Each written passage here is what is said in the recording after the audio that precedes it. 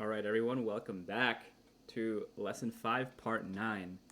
Hopefully you've seen Parts 1 through 8 of Lesson 5, as well as Lessons 1 through 4 of me going deep into this TLDR of Life course. So I'm going to continue reading my journal posts and my blog posts from the previous days and continue understanding myself of why I believe what I believe about my career. I'm going to start sharing my screen and continue going forward. So why do I believe that my career will involve me creating a job and or an industry? From April 18th. Why do I believe that my career will involve creating a job and or an industry? Well, even now with the business I'm starting, it's getting into a very new prime industry. Not too many people have programs for Life OS, but even fewer, if any, that do one-on-one instead of in a group cohort setting. Do one-on-one instead of in a group cohort setting. So is it scalable? It is if the price is high enough. Well, that answers more of the question of if it's financially viable, sustainable and growable. Now, scalability, does it need to be a different model than the cohort model to make it customizable? Because that personalization is sacrificed to get a larger volume of change, which is also noble. But where's that line between quantity and quality? Where's that balance? I want more people to be coaches who teach and implement this and take it to even new heights. A question I've asked before, and I'll ask again here, is, would the world be a better place if more of my business existed? If there were more Life OSs out there, then I definitely shouldn't be limiting the growth of this industry based on a monetary goal that I have. So how can I structure it so that there are more coaches teaching some Life OS and some organizational OS? The quality of someone's Life OS is more important to me because if they're more bought into their own Life OS, then they'll naturally exude that energy to share their ways of their Life OS. So let's say I have a group cohort of 20 people. I won't be able to spend one-on-one time with them as I could if I did 4 one-on-one clients, for example. So let's say 75% of my one-on-one clients are eager enough to share with others also in a one-on-one setting. And let's say 10% of people from the cohort are in that same mindset. Then it's 2 out of 20. Well, these are arbitrary numbers. I just made them work to fit my case. So let's say it's 75% and 40% for a one-on-one and group cohort respectively. So 3/4 and 2/5. After 3 iterations, it's 3/4 cubed and 2/5 cubed, which equals 27 over 64 and 8 over 125 respectively. So that's a big difference between 42% and 6.4%.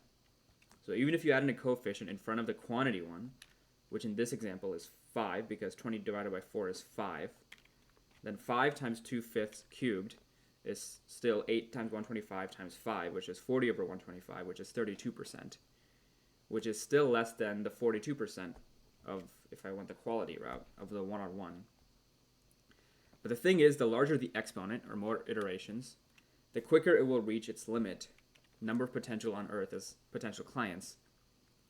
But there's a limit to the ultimate upper limit with this. Even if you have 100 times quantity, it'll get there quicker, sure, but it won't maximize the potential of the program through quality. It just quickens the progression of the curve, but doesn't actually increase the slope of the curve. Now, there's a big assumption here that quantity limits quality to some extent. Now, I don't know how verifiable that is, but it feels right, so I'm going to operate under that assumption. Here's what that graph looks like, what the graphs would look like. All right, so I have that below. Now, taking it to the next level of going deeper than even the coach had, how to fit in that depth of learning and application with the quantity. So then I was doing some brainstorming. The quality-quantity curve, QQ curve, equals the height times the A over B over 1 minus R to the X, which probably makes no sense for anyone listening. Where AB equals the multiplier of how many people in the cohort versus a one-on-one coaching. So in the 20 versus 4 example, it's 20 divided by 4, which is 5. And where 1 minus R, where R is how much of the knowledge of the coach is transferred effectively to the student or client. So if 70% of the material is transferred, then it's 0.7. Actually, let's just make it R instead of 1 minus R, not to complicate things. but R is going to be in between 0 and 1 inclusive. And where H equals the coefficient of the application of the learnings for the client, for R, there's an upper bound of 1, but H theoretically doesn't have a limit because it has infinite potential to be applied in any way. So let's now rename the variables so they're more indicative of what they signify. So y equals a times n over m over k to the x power, where y equals the quality quantity curve, a equals the application of the knowledge, group and individuals, n equals a multiplier of the number of people in a quantity-based course versus the quality-based course, k equals the knowledge of a coach that's transferred, where k is in between 0 and 1, and x equals the number of iterations. Okay, does this make sense? Let's plug in some numbers and see what happens. So let's say a equals 2, n over m equals 4, k equals 0.8, and x equals 2. So actually the kx term needs to be in the numerator because it's going to be always less than or equal to 1. So 8 times 0.64 equals 5.12. Should a be outside or inside the parentheses? Like y equals am times k over x, or y equals m times parentheses ak to the x power. Plugging in numbers to the latter one with ak as one term, then quantity and quality-based courses could equal, respectively, y equals 4 times 1.25 times 75 to the x equals 4 times 0.9375 to the x, and then y equals 1/4 times 1.25 times 0.95 to the x equals 1/4 times 1.1875 to the x. So are these accurate directional assumptions of a and k? So I actually think the network effect of the group cohort and customizability of the one-on-one coaching offset each other, so hence both being 1.25. With 1 as where I am baselining as if the coach were to just give templates to the client, then that's a 1. If not a bit lower because the client may not know everything that's in that template. But the difference then comes in K, which is the knowledge of the coach that's transferred. So in a group cohort, a coach might have a 60-minute call each week generally, along with a 30-minute video and let's say 2 to 5 questions answered per client across the platforms, including on a community members area.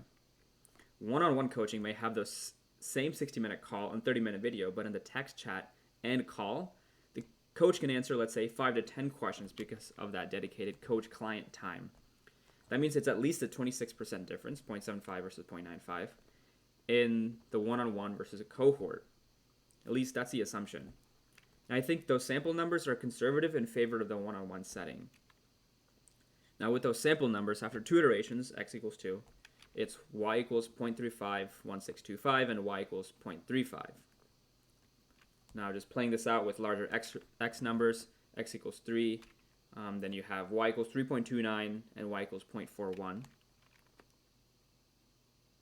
for the group and then the one-on-one. When you increase x equal to 10, y equals 0.21, y equals 1.4, so still not there.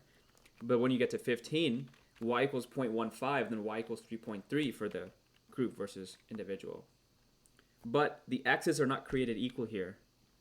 When x equals 15 for the cohort-based course, that could be 20 times 15 equals 300 if 20 people in each cohort. But x equals 15 for one-on-one coaching is, let's say, 15 times 4 equals 60, which means that x will have to equal 75, 300 divided by 4, when it's also reached 300. And with x equals 75, then y equals 1/4 times 1.1875 to the 75th power, which is 98,960. So essentially, all this to say that quality scales and quantity necessarily doesn't. This equation probably only applies to courses and programs with a one-on-one versus cohort-based courses, but I'm sure the principle can be applied generally, that quantity scales, even though it sounds oxymoronic. LOL, I never answered the original question, but basically since I'm always creating something, at least theoretically, conceptually, systemically, and now recently quantifiably with semantics as well, I think this is the only natural order of progression. I think one of those things will be a subfield of semantics called quantifiable or mathematical semantics. We'll see what others there are. All right. So let's get some pictures in here, because that probably made zero sense to anyone actually listening. So the quality quantity curve, this is all just scratch here, but ended up coming up with, I actually don't have like the full final equation, but imagine this term, but it's all in one line instead of one term over the other term.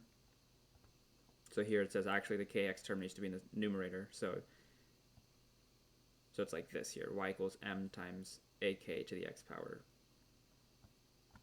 But I'll clean this up and publish it at some point somewhere. And then the next blog post, why do I believe that my career will be multi-careered? On April 20th, 2022. 420. Why do I believe that my career will actually be multi-careered? Simplest and most direct answer is I have an identity as a long-term multitasker. So with that identity, I will naturally be inclined towards doing many things over the course of time. I actually think that provides more balance for me short-term and long-term. Getting good and being an expert at something in my job over the course of months, quarters, and years. It's like any new skill. I became skilled enough at Power BI at Capgemini. I was an SME on that within my immediate circle. Was I a premier Power BI developer in the world? No. But I taught my way to becoming an SME. It's like this chart of time, skill, and expertise right here. Going up, plateauing, going up, plateauing, going up, plateauing. It's a series of growth and integration with each level of hill that occurs. To go through each barrier, though, needs something specific, yet obvious. To do or be something or someone that I haven't done or been before. It's that difference between 211 degrees and 212 degrees Fahrenheit. Once you unlock that and go beyond that activation energy, it then becomes easy to have that be the norm. At each plateau, there's a decision we have to make. Is this level of mastery good enough for me? If it is, then I move on to the next thing to get that to a certain level. If not, then I have to understand what other people who are at a level that I want to get to are doing and thinking. That's one of the things that James Clear talks about, with being around people who make the habit or practice I want to inculcate the baseline, and not something outside their reach that I have to strive for. Evolving my company, both the organizational and social connotations of company. So, if one of the primary purposes of life is to understand the self as fully as possible, then I think we have to understand where along that line for any specific subject we want to be to gain that self-depth. For example, an athlete, a world-class athlete, may spend a majority of their time refining their skill to become such a world-class athlete. In that process, they would have learned many things about themselves. The key, I think, is realizing how deep do you have to go in one area to continue to realize more about the self. I think there are similarities here with this and Alex Hormozi's content and with sales in general of going deeper on an avatar or niching down, or actually the process of niching down. So in marketing and sales, we may start when brainstorming about ideal clients or avatars, personas, with a vague demographic like women. Then it may go deeper into that demographic with women with children, then women with children between the ages of 2 and 12, then that one with living in a certain zip code, then that in a single family home making $150K household income per year. So that was narrowing down more and more and more. The quality of the avatar emerges as I add more detail. With our life, what if we view it the same way? Then let's say when we're born, we have infinite branches to potentially travel down. But by having too many options, that's like saying women with that target persona. Through our experiences and lives then, those become more and more unique to us. Our life becomes a constant niching down process of who we really are. So the more unique our experiences and beliefs are, the more potential value that we can provide to those who are in that same unique bucket. So it's symmetrical in a sense of our niching down and who we can provide the most value to. So I have a graph here of who we're becoming, and as a process of niching down, it's basically inverse graphs.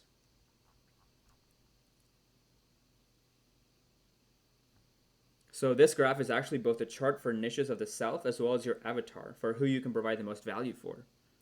So purpose, one definition of it, is niching down through your experiences until you realize you're truly one of one in the world.